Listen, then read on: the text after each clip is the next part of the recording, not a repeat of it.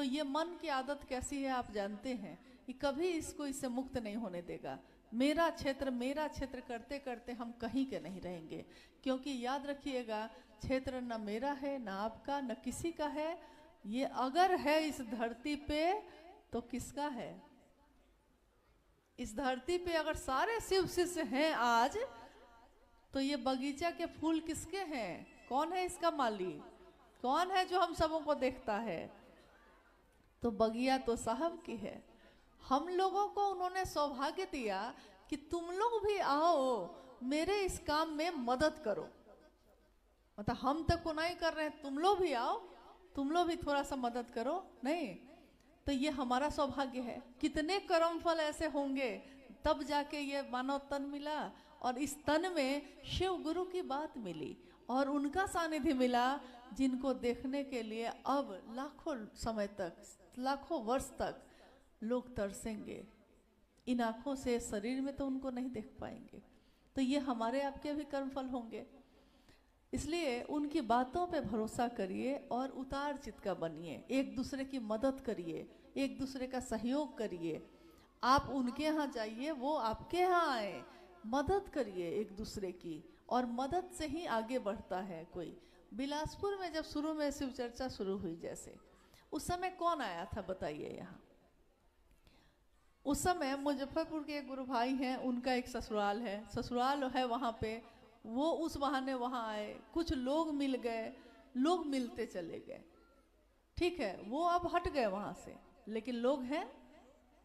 रायपुर में जब पहली बार शिव चर्चा का आयोजन हुआ था, तो बिहार के एक गुरु भाई हैं हम लोग के, औरंगाबाद के अजय जी, उनसे मतलब हम लोग को पता चला कि हाँ यहाँ शिव चर्चा हो सकती है, हो सकती है। मैं तो उस समय उस व्यक्ति ने यहाँ बहुत मेहनत की, और ठीक है आज वो व्यक्ति यहाँ नहीं है, लेकिन और लोग तो खड़े हो गए। तो एक बिया सैकड़ों बियों को पैदा करता है, भले वो वहां से हट जाए। फिर आप हैं, आप अब अनेक लोगों को पैदा करिए। ऐसा हर जगह हुआ। रायगढ़ में भी बिहार के वीरेंद्र जी बैठे हैं, बिहार से गुरु भाइयों ने आके वहां मदद की है उनकी, तो लोग बढ़ गए। अब लोगों ने छोड़ दिया, अब आप हैं, आप बढ़ाइए। तो ठीक वैसे ही जिस तरह आपके पास आकर किसी ने मदद की है, वैसे ही अब आप एक दूसरे की मदद करिए। रायगढ़, रायपुर, भिलाई और बिलासपुर, ये चारों जिला तो कम से कम एकदम नजदीक है। तो यहाँ के जिले के लोग तो एक दूसरे के यहाँ आराम से जा सकते हैं, मदद कर सकते हैं, महादेव का काम बढ़ा सकते हैं। लोग कहते हैं कि बाहर से किसी को बुलाना चाहिए, तो इसके लिए क्या है कि अब जैसे हाँ ये हंस रहे हैं, गुरु भाई लोग हैं सूरजपुर के, हंस रहे हैं। मान लीजिए लोग कहते हैं कि बाहर से कोई गुरु भाई आएगा या गुरु बहन आएंगी तब न हुआ शिव चर्चा, तो इसका भी तरीका आपके पास है। रायपुर के लोग रायगढ़ को बुला ले, रायगढ़ के लोग रायपुर को बुला ले, बिलासपुर भिलाई को बुला ले, भिलाई बिलासपुर को बुला ले। मतलब हो गया ना, बाहर से आ गए ना। दूसरे जगह से कृपया मत बुलाइए, क्योंकि आप लोग बहुत मेहनत से इस बगिया को लगाए हैं, और इसके मालिक साहब दीदी स्वयं है। आपको जरूरत ही नहीं है, आपको मदद की जरूरत है, साहब दीदी आपकी मदद करेंगे, हर जगह करेंगे। और वो कर रहे हैं बहुत तेज गति से, इतना तेज चल रहे हैं कि आप हांफने लग रहे हैं। पहले जिसको बोलने पे नहीं सुनता था, अब आप जिसको बोलते हैं वो सुनता है। ये तो दया हरिंदर की, इसमें हमारा आपका कोई कसूर नहीं है, हमारा आपका कोई योगदान नहीं है, ये तो उनकी दया है, उनका आशीर्वाद है। तो चलिए आज की इस संगोष्ठी में हम लोग एक दूसरे से मिल पाए और मेहनत लगी। कहते हैं कि जिस काम को करने में बहुत मेहनत लगे उसका परिणाम बहुत सुंदर होता है। क्या अरुण जी, परिणाम बहुत सुंदर होगा। और हम लोग उम्मीद करते हैं कि आप सभी गुरु भाई गुरु बहन साहब की दुनिया में खिले हुए वैसे फूल हैं जिसके कारण ये बगिया सुगंधित है। इसकी सुगंध और बढ़े और बढ़ती जाए, इसकी कामना हम सभी करते हैं अपने गुरु शिव से, अपने साहब दीदी से। और आज फिर हम लोग अब विदा ले रहे हैं। जीवन रहा, फिर मिलना हुआ तो आना जाना लगा रहेगा, बात होती रहेगी। किसी तरह की मदद की ज़रूरत पड़े अगर आपको लगे कि हाँ कुछ हमको समझना है साहब की बातों को, क्योंकि उन्होंने जो लिखी है बातें उसको समझने के लिए भी उनके नज़रिया से समझना होगा, उनके भाव से समझना होगा। तो हम लोग इसमें आपकी मदद कर सकते हैं। हालांकि बहुत ज़्यादा हम लोग नहीं जानते, लेकिन जितना भर जाना है उतना तो कहें, जितना भर साहब से हम लोगों ने पाया है उतना तो लोगों को दें, तो बस उतना करते। अभी हम लोगों ने कखा गगा पढ़ना भी नहीं सीखा ठीक से, लेकिन हम पूरी किताब अभी पढ़ लेना चाहते हैं। तो अभी की संगोष्ठी जो है उसके लिए ये सवाल है नहीं वैसे, इसलिए हम लोग पहले इस पे बात कर लें कि हम जो शुरुआती काम कर रहे हैं वो सही से हो।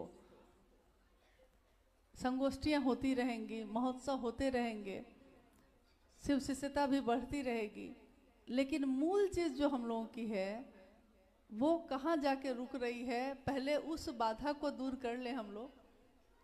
हालांकि चिदानंद कहा गया है, शंकराचार्य जी के द्वारा कहा गया है, नमस्ते नमस्ते विभो विश्वमूर्ति, नमस्ते नमस्ते चिदानंद मूर्ति।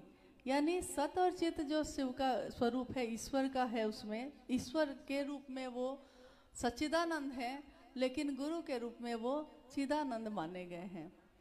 हालांकि इसकी व्याख्या बहुत है और इसका कोई उपयोग अभी आपकी संगोष्ठी में नहीं है, इसलिए इस पे हम लोग फिर कभी बात करेंगे।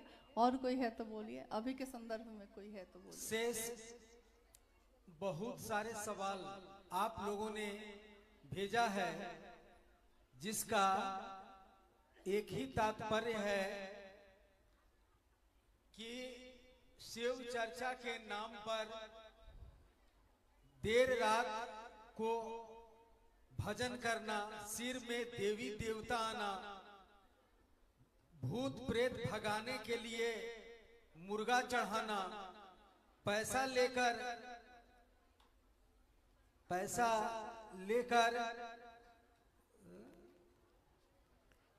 शिव चर्चा कराना,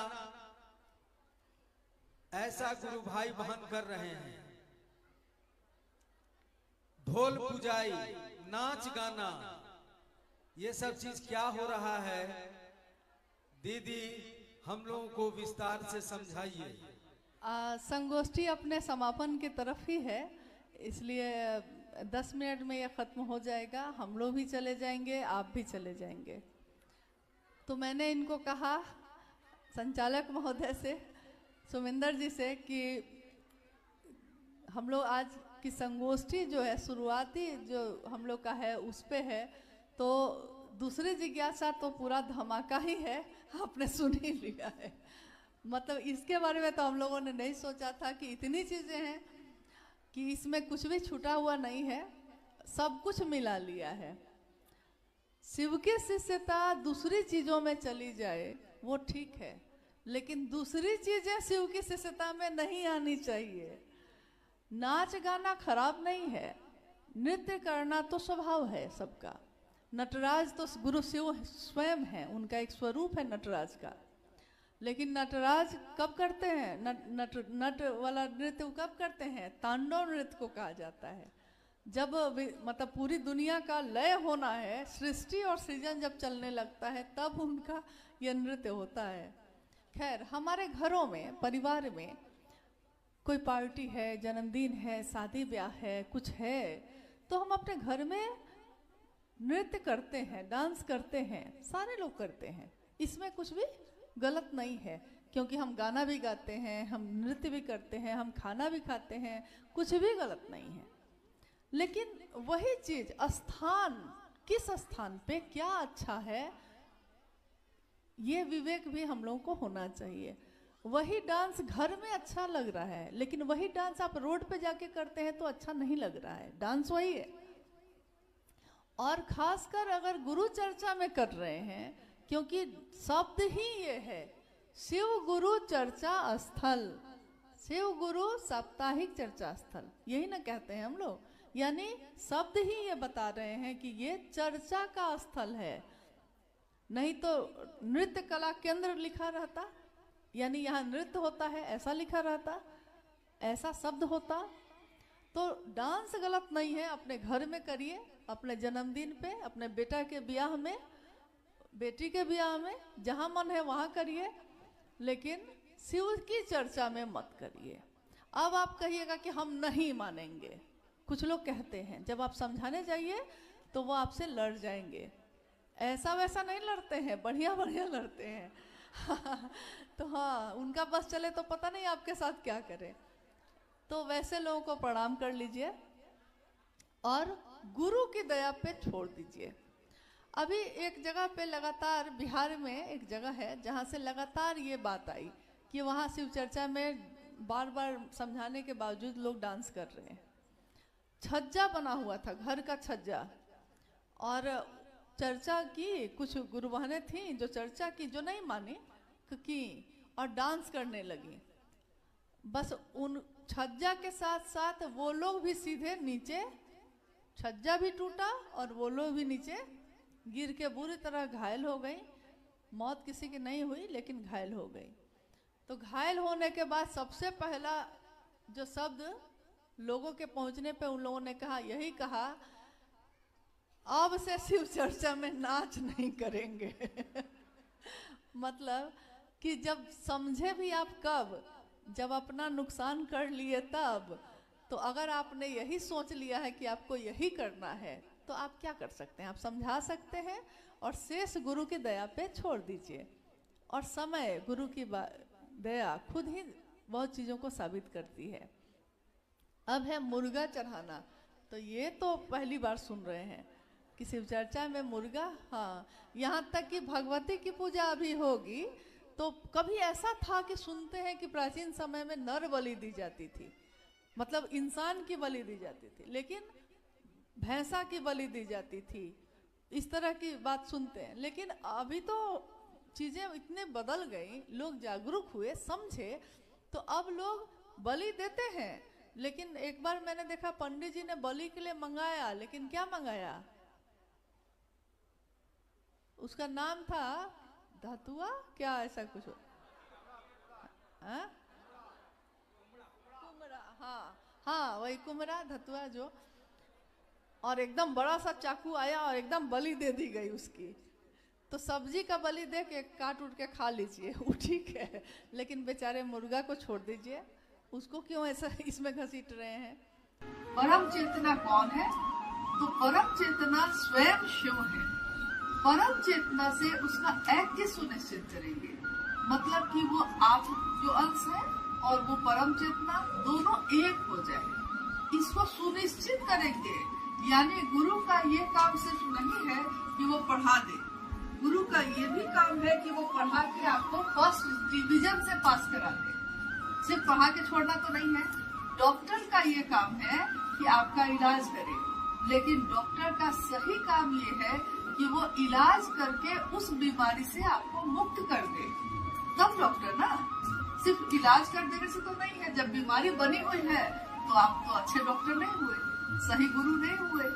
तो जगत गुरु शिव जब होंगे तो एक जीवात्मा के, हम सब इंसान के शरीर में है, लेकिन हम जिसके कारण जीवित है, जो जीवात्मा मेरे अंदर है, उस जीवात्मा का सबसे सुंदर पक्ष क्या हो सकता है? अध्यात्म की दुनिया में, ये तो शिक्षा की दुनिया है, अब अध्यात्म की दुनिया की बात हम लोग कर रहे हैं। तो सबसे सुंदर पक्ष क्या है? जैसे आपके और मेरे सबके अनेक रूप हैं, स्वरूप है। आप जब जन्म लिए तो किसी की बेटी है, कोई माँ बाप है आपका, आप बेटी है, किसी की भतीजी है, किसी की पोती है, बड़े हुए हैं तो किसी की पत्नी बने हैं, किसी की भाभी, किसी की ननद, कुछ ना कुछ तो आप है। यानी ये सब आपके पूरे व्यक्तित्व के अलग अलग पक्ष है, अलग अलग चेहरा है आपका, अलग अलग रूप है आपका। इन सारे रूपों में सबसे सुंदर रूप आपका क्या है? तो हम लोगों को एक घटना याद आती है साहब के जीवन में जो घटी। उन्होंने कहा कि 1986 में जब आकाशवाणी हुई तो आवाज आई, आवाज ने मुझसे पूछा कि तुम क्या करते हो? ये घटना आपने सुनी होगी, सुना ही होगा, किसी न किसी ने तो बताया होगा कि 1986 में आकाशवाणी हुई। और ये घटना कब की है? जब साहब उस समय मधेपुरा में डिप्टी कलेक्टर के पद पे थे। तो जब आपसे कोई पूछता है कि तुम क्या करते हो, तो आप क्या कहिएगा, क्या जवाब देता है? कोई आपसे पूछे कि आप क्या करती हैं, तो आप क्या बोलिएगा? ये तो आपका मुंह से नहीं निकलेगा, जो निकलेगा सब बोलिएगा। हाँ, जैसे हमसे जब कोई पूछता है कि आप क्या करते हैं, तो आप कहते हैं कि हम मास्टर हैं, हम किसान हैं, हम डॉक्टर हैं, हम अकाउंटेंट हैं। मतलब लौकिक जीवन में जो काम आप करते हैं, क्योंकि आपको लगता है कि मेरी पहचान इसी से है। हम जो काम करते हैं मेरी पहचान उसी से है, यही लगता है ना? क्या हम हेल्थ विभाग में भाई काम करते हैं, तो आपकी पहचान इसी से है दुनिया में। तो दुनिया में जो पहचान है वो मेरे मन पे भारी है, तो मेरे मन पे जो भारी होगा मेरे मुंह से भी वही निकलेगा। तो साहब के मन में उस समय क्या भारी था? उन्होंने कहा कि मैं उस समय नीलम का पति था, मेरे 3 बच्चे थे, मैं उन 3 बच्चों का पिता था, इसके अलावा मेरे अनेक रूप मेरे भी थे। लेकिन जब आकाशवाणी हुई और आवाज ने पूछा कि तुम क्या करते हो, तो मेरे मुंह से निकला मैं शिव से बना। अब साहब कहते हैं कि मेरे मुंह से ये क्यों निकला ये मुझको नहीं पता, लेकिन गुरु सर्वोत्तम पक्ष को सामने लाते हैं। सर्वोत्तम पक्ष शिष्य का क्या होगा?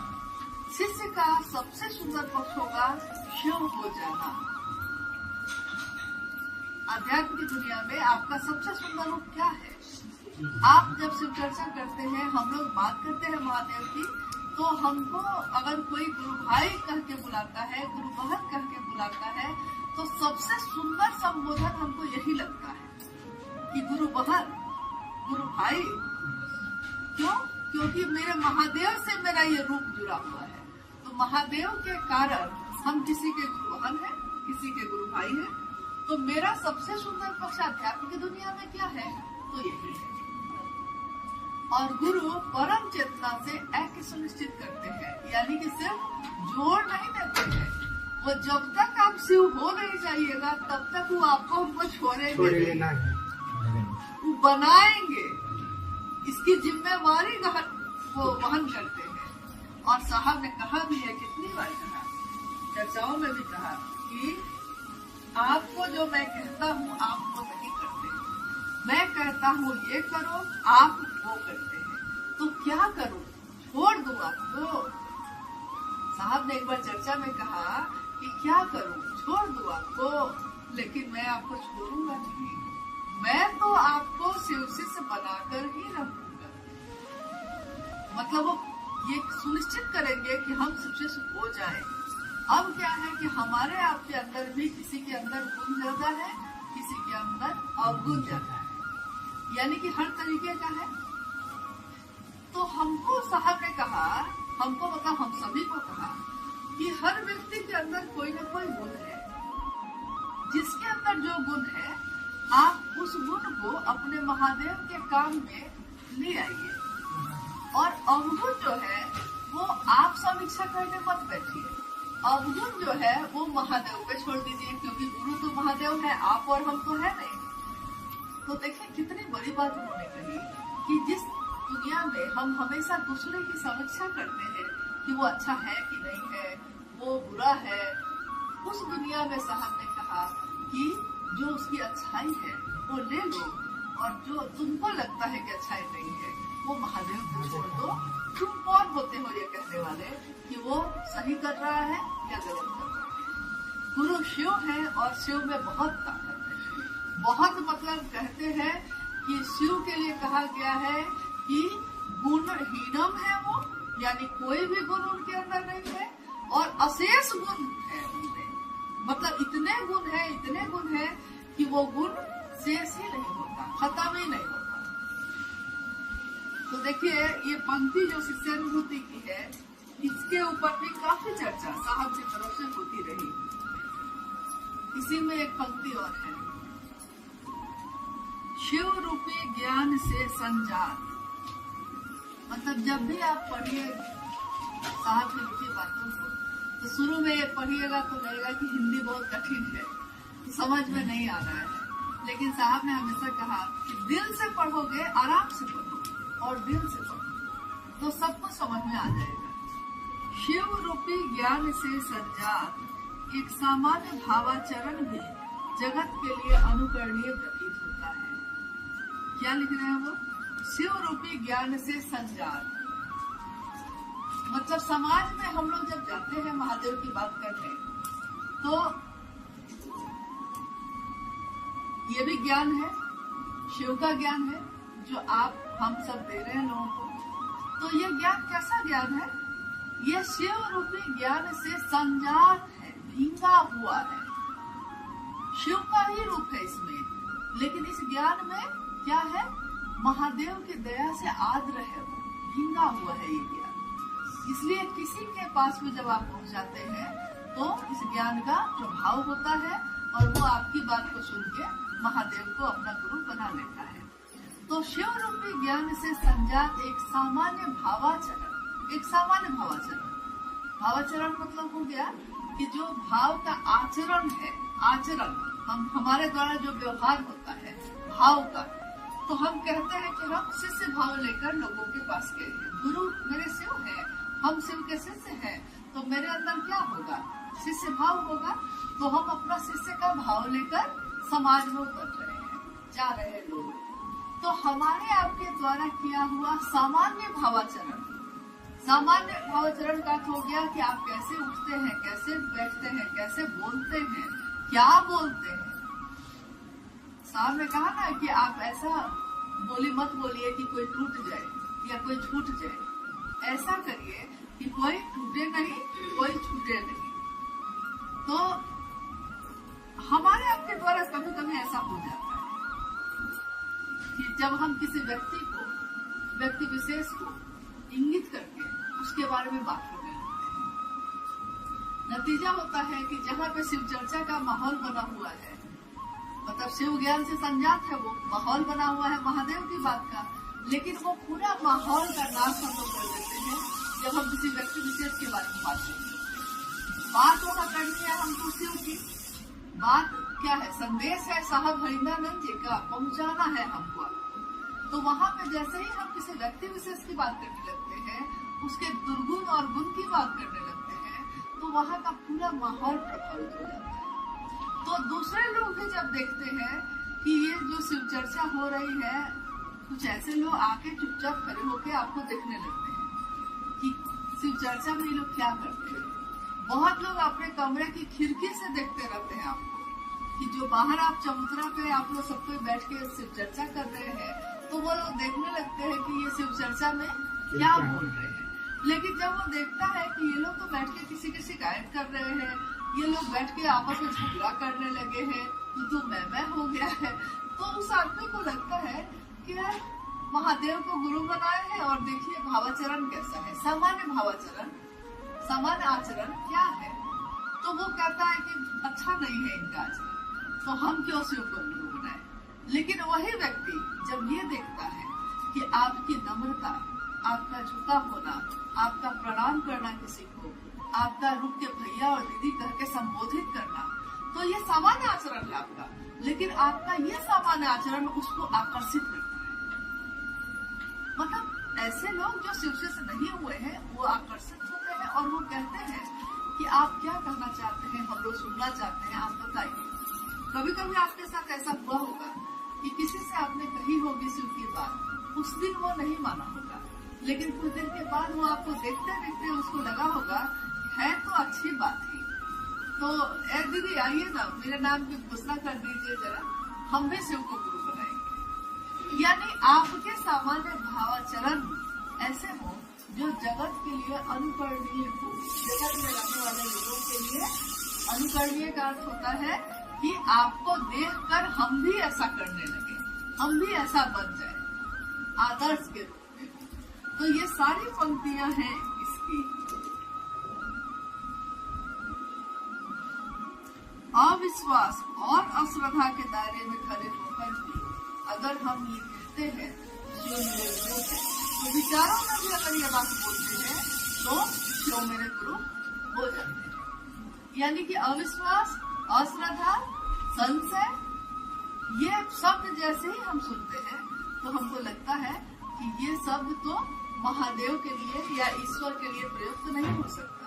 क्योंकि जब हम पूजा करते रहे हैं, बचपन से हम लोग के घर में कोई बोला है कि पूजा कर लीजिए, तो हम लोग क्या करते हैं? तो मेरे माता पिता भाई बोले हमको कि हाथ जोड़ो, श्रद्धा रखो थोड़ा, हाँ थोड़ा समर्पित हो, विश्वास रखो भगवान पे। नहीं, यानी शिव की पूजा और शिव की शिष्यता में क्या अंतर है? तो शिव की पूजा में विश्वास होना चाहिए, श्रद्धा होनी चाहिए, समर्पण होना चाहिए। लेकिन साहब हरिदानंद जी ने कहा कि शिव की शिष्यता में अगर आप शिष्य प्रेम नहीं कर पाता है गुरु से, उसको नहीं पता है कि मेरा क्या लाभ होगा, लेकिन गुरु के पास वो खड़ा रह जाता है अविश्वास पे और बिना किसी प्रेम के, लेकिन अगर खड़ा रह गया तो गुरु उसको ज्ञान उतार देते हैं, मास्टर उसको कलेक्टर बना देगा। कब? जब वो खड़ा रह जाए। तो ये सारी पंक्तियां आओ चले शिव की और किताब में भी है और शिष्यानुभूति में भी है। तो शिष्यानुभूति 1990 के दशक से लोगों के बीच जाती रही है, जिसमें साहब का ही संदेश जाता था। अब क्या है कि हम लोग हैं सामान्य अति सामान्य लोग, तो बड़ी बड़ी बात हम तुम लोगों को समझ में नहीं आती। कोई अगर बहुत बड़ी बड़ी बात कहता है, अच्छा तो लगता है, हम लोग कहते हैं कि अरे चर्चा की उन्होंने, इतनी अच्छी चर्चा की कि पूछिए नहीं। लेकिन जब आप पूछिए कि क्या समझे आप, तो समझ में नहीं आया। चर्चा उन्होंने बहुत अच्छी की थी, लेकिन क्या बोले ये समझ में नहीं आया। इतना ऊपर ऊपर बोले ना कि सब ऊपर से ही निकल गया। हाँ, समझ में नहीं आया।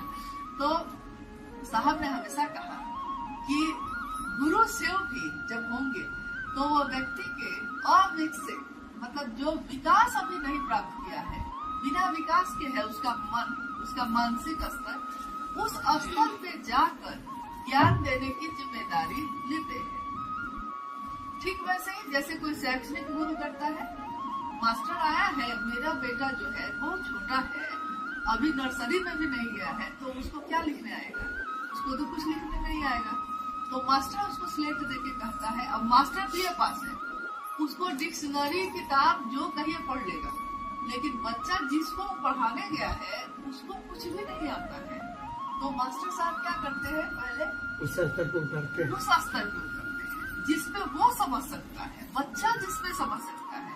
तो वो लाइन खींचते हैं, वो कटोरा बनाते हैं, फूल बनाते हैं, सब्जी बनाते हैं उसमें, ताकि वो अक्षर को समझ सके कि इस अक्षर का क्या मतलब है।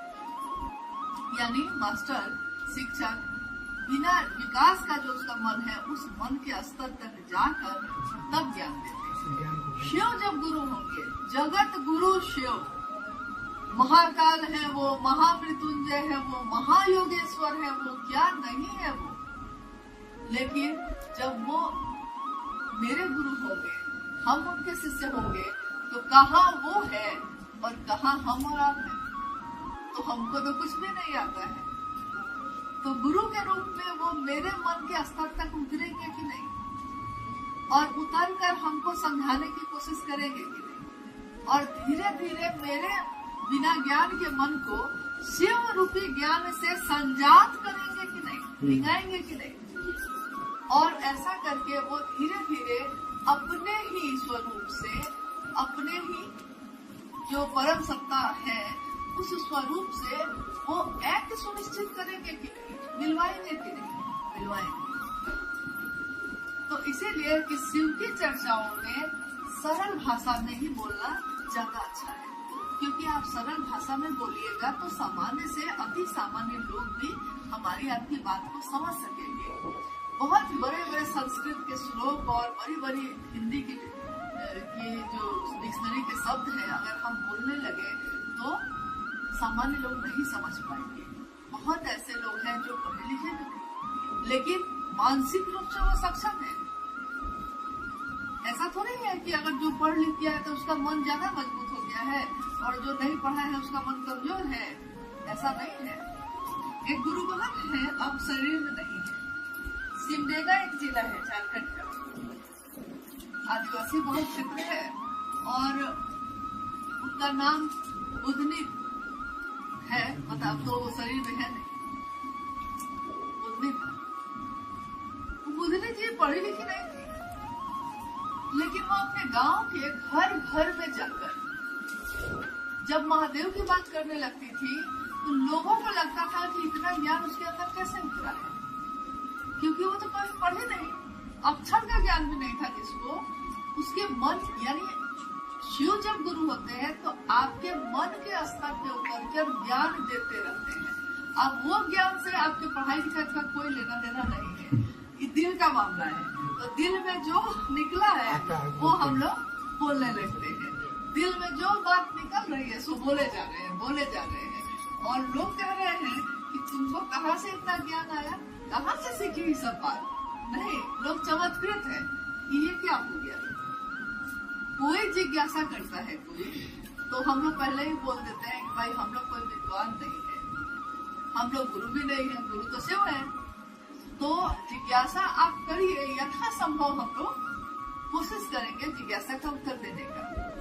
तो कोई एक नया व्यक्ति या कोई शिव से भी आपसे कोई जिज्ञासा करता है अगर, और आप उस समय सोचने लगते हैं कि पता नहीं क्या पूछेगा हमसे।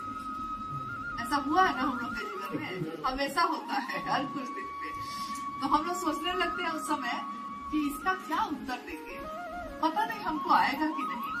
तो हम मन ही मन उस समय क्या करते हैं, महादेव से दया मांगते हैं, महादेव दया करके इज्जत रख लीजिएगा।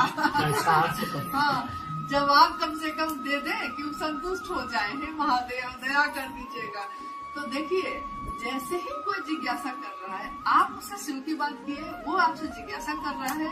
अब आपका मन उस समय महादेव की दया के सिवा कुछ नहीं मांगता है, क्योंकि आपको लगता है कि महादेव की दया से ही हम उसको समझा सकेंगे, नहीं तो हमको आता क्या है सो तो हम जानते हैं कि हमको कुछ नहीं आता है, तो ये हम बताएंगे कैसे। और देखिए क्या आश्चर्य की बात है कि जो भी वो पूछता है और हम लोग को पता भी नहीं होता कि हम लोग क्या बता रहे हैं, एक तो ऊपर से ही मामला चलता है, तो जो आप बताते हैं उसी से वो समझ जाता है। ये कैसा होता है? ऐसा आपको लगा होगा ना कि बाद में आपने सोचा होगा कि ये उत्तर हमको आता तो नहीं था, ये उत्तर हम दिए कैसे। ये जिज्ञासा का उत्तर हमको आता नहीं था, लेकिन जब जिज्ञासा आई है तो उत्तर में निकल गया है। तो ये उत्तर आपके मन से जो ज्ञान की धारा बह रही है उसी से आ रहा है, और वो जुड़ा हुआ कहाँ है, तो महादेव से। उसको साथ किसका मिल रहा है, तो साहब दीदी का ही मिल रहा है। तो उत्तर आप दिए जा रहे हैं, लोग संतुष्ट हुए जा रहे हैं, घोषणा पे घोषणा हो रही है, और आप खुद में आश्चर्यचकित हैं, इतनी घोषणा कर लिए, हम तो सोचे ही नहीं थे, इतनी घोषणा होगी कैसे। 200, 250 लगता है जैसे आप सिर्फ खड़े हैं, लेकिन काम महादेव स्वयं कर रहे हैं। हम लोग सिर्फ खड़े हैं, लेकिन महादेव जो है खुद ही अपना काम कर रहे हैं। ये महादेव की दया है कि हमारे मानसिक स्तर पे उतर कर वो ज्ञान देते हैं। और जिस तरह एक छोटा बच्चा लाइन खींचते खींचते एक दिन अ आ ई ग ख ग घ सब लिखना सीख जाता है, फिर उससे शब्द बनाना सीख लेता है, फिर उससे वाक्य बनाना सीख लेता है, फिर उसके बाद बड़ी बड़ी किताबें पढ़ने लगता है। आध्यात्म की धरती पे भी साहब ने कहा कि सिर्फ ये विचार लेकर खड़े रह जाना कि शिव मेरे गुरु है, और धीरे धीरे आप अपने में महसूस करिएगा, आपको खुद में लगेगा कि धीरे धीरे आज अगर आप सचमुच में महादेव का काम करते रहे हैं, स्वयं भी यथार्थ में शिव से बनने की कोशिश हमने की है और दूसरों को भी प्रेरित किया है, अगर ये काम अगर सही तरीके से हुआ। एक जिज्ञासा है, जो लोग शिव की पूजा करते हैं क्या उनको भी शिव को गुरु बनाना पड़ेगा क्या?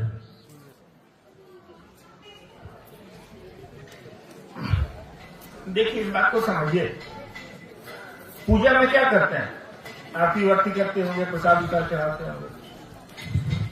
उसमें अब पूजा में हम लोग कर्पूर गौरम या बहुत नागेंद्र हारा या बहुत सारे जो शिव की बात अगर यहाँ हो रही है प्रश्न में, तो मैं शिव की बात कर रहा हूँ या किसी भी देवी देवता की आप करते हो, तो उनकी बड़ाई ही ना करते हैं उनके मुंह के सामने। हे महादेव आप बहुत अच्छा है, हे महादेव आप बहुत बढ़िया है, हे महादेव आपसे ज्यादा दया निधान तो कोई हल्ले नहीं है पूरा दुनिया में। अपने पिताजी के सामने खड़ा होकर बोलिए बाबूजी आप बहुत सुंदर है, हमको 10 गो रुपया दे दीजिए, बाबूजी आप बहुत अच्छा है, हमको 20 गो रुपया दे दीजिए। इससे तो नहीं मिलेगा। बाबूजी खुदे कहेंगे अरे यार हम बहुत अच्छा है, तो जाकर लोग कौन बोलेगा, हमारा तो कुछ सुना रहा है। आप पूजा करते हैं, करिए, कोई रोक टोक नहीं है इसमें, लेकिन पूजा की एक विधि होती है। दुनिया की जितने भी चीजें हैं उसका एक तरीका होता है, उस तरीके को जान लीजिए। बजरंगबली की चालीसा बहुत लोग पढ़ते हैं, पहली पंक्ति लिखी है श्री गुरु चरण, ऐसे गुरु के चरणों का ध्यान करिए जो स्वयं शिव हो ईश्वर हो। अब वो आपका महादेव गुरु है या नहीं, उसको तो पहला लाइन यही बोल रहा है, तो हम लोग तोता की तरह उसको रट रहे हैं, समझ नहीं रहे। समझाने वाला चाहिए, वो शिव आपको इस बात की समझ आपके मन में पैदा कर देगा। हम और आप सीटी बजाने से खुश हो जा रहे हैं, हम और आप प्लास्टिक का अपने बच्चे को आप मेला में ले जाते हैं ना घुमाने के लिए, अपने बच्चे को आप मेला में ले गए घुमाने के लिए, देखिएगा आपका छोटा बच्चा जब मट्टी में लोट उठ जाएगा कि हमको प्लास्टिक वाला गाड़ी चाहिए तो चाहिए, वो चाबी देने वाला नहीं होता है। हम और आप बच्चे थे तो यही करते थे।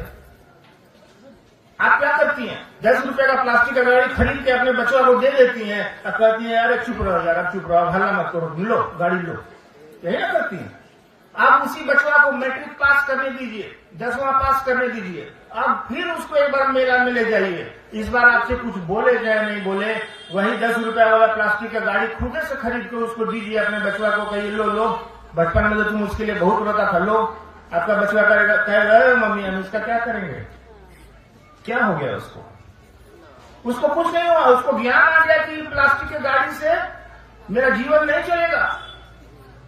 उसको इस बात की समझ हो गई कि जितनी चाबी भरी राम ने उतना चले, ये बात समझ गया वो। इसी को कहते हैं ज्ञान। बुद्ध को भी सम्यक ज्ञान हुआ था। सम्यक मतलब पूरा का पूरा, ज्ञान मतलब समझ। बुद्ध को भी इसी बात की समझ मन में पैदा हो गई थी कि रहना नहीं देश वीराना है, ये रहने की जगह नहीं है यार, यहाँ आए हो तो चलो, जाना है यहां से। तो समझ की तो आवश्यकता है, ज्ञान नहीं लीजिएगा तो मामला फंस जाएगा। रावण से बढ़कर ज्ञानी तो कोई था नहीं तीनों लोकों में, लेकिन क्या हुआ, उससे ज्यादा ताकतवर तो कोई था नहीं तीनों लोकों में। लेकिन कहानियां तो आप भी जानते हैं क्या असर हुआ उसका, कहां गड़बड़ हो गई रावण से। कुछ गड़बड़ ज्यादा नहीं हुआ, वो महादेव को खुश करके ताकतवर तो ले लिया, ताकतवर चलाने का ज्ञान नहीं लिया, मामला फंस गया। आपको टेम्पू चाहिए, टेम्पू चलाने का ज्ञान नहीं है, टेम्पू आपको मिल जाए तो क्या कीजिएगा, उन्हें चौक तक जाइएगा, कहीं ठोक ठक दीजिएगा, मुकान धसक जाएगा, अस्पताल में भर्ती हो जाइएगा। टेम्पू तो मिला आपको, लेकिन उसका चलाने का ज्ञान भी चाहिए। देख ले रहे हैं हम लोग इतने साल से रह रहे हैं इस धरती पर, भजन सुन रहे हैं, प्रवचन सुन रहे हैं, सत्संग सुन रहे हैं, लेकिन कहाँ हमारा तो आप आदमी भी नहीं रह गए हैं हमारा। नहीं भरोसा है तो सुबह का अखबार खोलिए और पढ़िए आपके देश शहर और मोहल्ले में क्या हो रहा है। इतना सत्संग इतना प्रवचन सुनने के बाद भी क्या हो रहा है आपको खुद समझ सकते हैं। यानी ये सब चीजें हमारे आपके मन पर असर नहीं छोड़ रही है। ये सब चीजें हो गई अब आउटडेटेड, पुरानी हो गई। अब मन से उस जगत गुरु, उस ज्यादा ताकतवर को अपना गुरु बनाना पड़ेगा जो पूरी दुनिया को चलाता है। उस जगत गुरु शिव का शिष्य बनने की कोशिश कीजिएगा, परेशानियां धीरे धीरे समाप्त होंगी। हेलो, खत्म हुआ जी? नहीं अभी बहुत है। एक जिज्ञासा है, साहब ने कहा है बनो तो शिव, रहो तो शिव, जियो तो शिव, ये कैसे संभव होगा, समझाया जाए। लिखा होगा पीछे, बनो तो शिव, रहो तो शिव और जियो तो। पहले क्या था, हमारे पड़ोसी गिर जाता था, स्कूटर से टांग टूट जाता था तो बहुत मजा आता था, अच्छा बढ़िया हो टूट गया। इसको बोले थे 2 फीट उधर घसक के बाउंड्री कीजिए तो नहीं किया था, अब इसका टांग टूट गया, ठीक हुआ। पहले तो यही होता था। इस शिव होने का लक्षण है क्या? अब जब आप शिव के शिष्य हैं तब अब आपको लगता है धूर या जाओ जहां से खींचना है खींचो। अब आपको क्या लगता है, हे महादेव, मोहल्ला वाला साप्ताहिक चर्चा में आके बैठता था कभी कभी, थोड़ा ठीक कर दीजिए, आ नहीं रहा है, टांग में उसको बहुत दर्द है।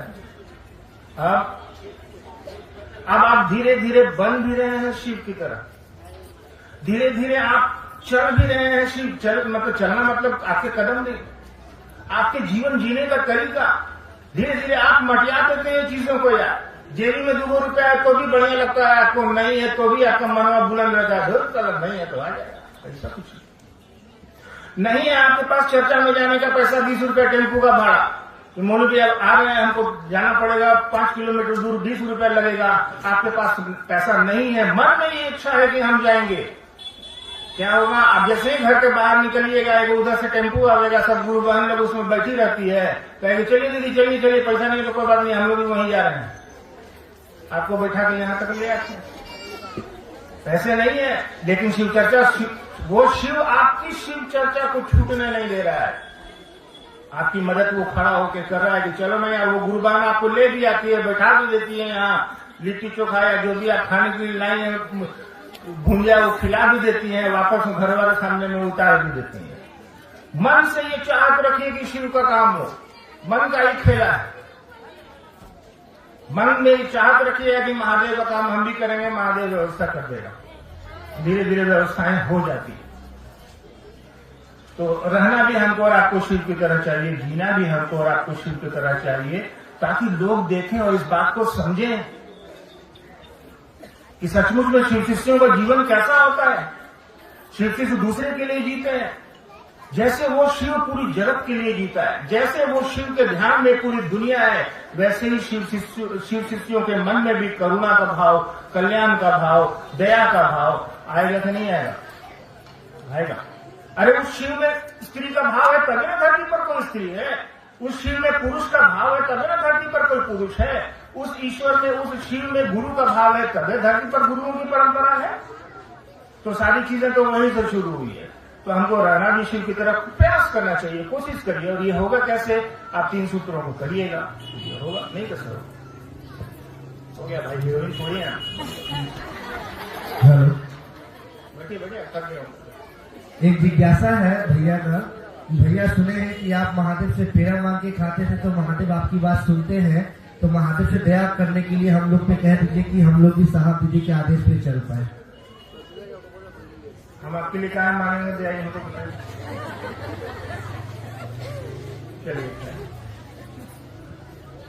साहब ने इतने सुंदर सूत्र दिए हैं कि दुनिया का एक एक व्यक्ति उस शिव से अपना व्यक्तिगत जुड़ाव बना सकता है। आप व्यक्तिगत अपना रिश्ता बनाइए। आप चापाकल से 1 बाल्टी पानी लेकर खुश हो जाइएगा, वो खत्म हो जाएगा 2-4 महीना में।